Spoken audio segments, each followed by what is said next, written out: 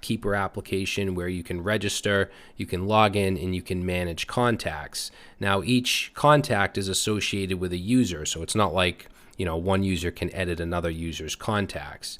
And we're going to use JWT and protect routes. So for instance, if I try to hit my backend, which is on 5000, and I go to /API/contacts, you'll see that there's no token, so it's access denied.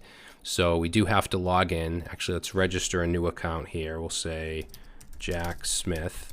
And we do have validation, so if we try to register an email that's already taken, I know this one is already taken,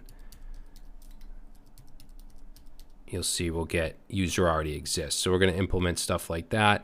Let's go ahead and change it to Jack and register. That user already exists. Okay, let's do Jack1 and register.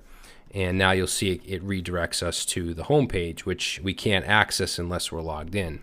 Now we have no contacts because we created a new account. So let's add a contact. We'll say Jill Smith.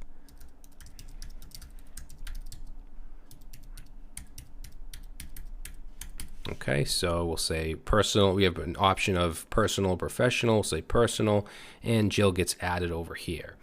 Okay, so we could edit over, and it just gets put in the form. If we want to change it to professional, we can update.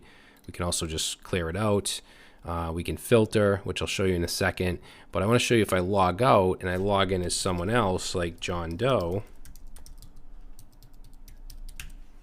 you can see that he has completely different contacts. And if we filter, I can put in the J here, and you'll see it'll filter out. If I put E, both of those match, Jeff and Jen. If I put N, then Jeff's going to filter out. And you can see we have a little bit of fade animation there. We're going to be using React Transition Group for that functionality. Okay, so as far as the front end, we're going to be using the Context API. So if we take a look at the React tools here, you'll see we have an auth state, and if we look at the provider, and down here in value, we have a whole bunch of stuff. So is authenticated is true.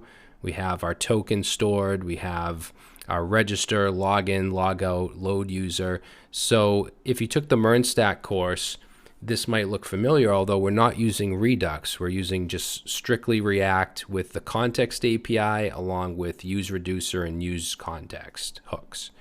All right, so if we look in the contact state provider, we have things like add contact, clear contacts, all this stuff. So there's quite a bit here. The functionality might not seem like, there's a lot to it, but you can see all the different